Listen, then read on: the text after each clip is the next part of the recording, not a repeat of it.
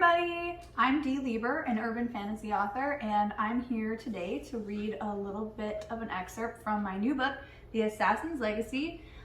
It's the second book in the Mint and Magic series, but it's a spin-off, so a character from the first book gets his own story, so you should be able to read it out of order, no problem. And it's a book about a guy who used to be an assassin, and he's just, retired, wants a quiet life. And some stuff happened to him in the first book, which you'll find out about. But he doesn't get that quiet life because his sister sends someone to come and try to kill him. So he has to go home to Saint Petersburg to renounce his family title so that his sister stops trying to kill him. So I'm going to read a part from chapter 4 where he's just arriving in St. Petersburg. He's getting off the airship that he got a ride from, and he's just arriving. On the ground, I paused to breathe in the city of my birth. It seemed Russia's capital had benefited from her wealth of natural resources, salt in particular. The city sparkled in the night, a beacon as bright as any of the great cities of Europe. Not so much had changed in the last decade that I did not recognize my old home. Still, a well-traveled man sees things differently than a runaway youth. The cold wind off the Gulf of Finland seeped into my soul, greeting me like a mother's caress. I had left the pleasant autumn of the West behind. Nothing warmed the heart quite like the promise of a Russian winter. Sighing, I smiled to myself and strolled in the direction of the river. A line of small steamboats with black and yellow striped canopies patiently waited on the river's edge.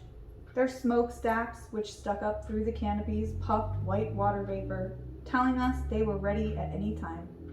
After we hopped on into a taxi, I asked the driver to take us to Volanov Manor. We chugged up the Neva, and I watched the grand palaces and mansions drift by. I could still remember the names and faces of their boyar residents, those I'd grown up with. Their salons and drawing rooms, the many balls and parties, the dinners and concerts, the gilded facade that was my youth.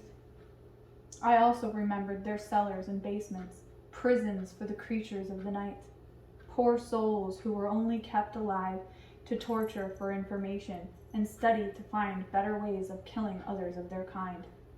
Of course, not all of the noble families were members of the Ubisniki, just the trusted few. 5 families, still favored by the Empress, made up the Ubisniki. 5 families, with their many branches, filled the ranks of monster-hunting assassins. They lurked in forests, alleys, and ballrooms alike, stalking their supernatural prey and keeping the unknowing citizens of the Russian Empire safe. I scoffed at their hypocrisy, their righteous hubris, as all the contentment I'd felt upon landing in St. Petersburg drained out of me. Well, that's all you get for today. If you want to read more about Sasha, or Alexander Volanov, as his full name, you can read The Assassin's Legacy, which is available in ebook and print, and I have hardcover and paperback. I'll put the link in the description below. And and for the month of October, the first book in the series, The Exiled Otherkin, is 99 cents an ebook. So I hope you enjoyed it. Leave a review if you read it, and thanks for listening.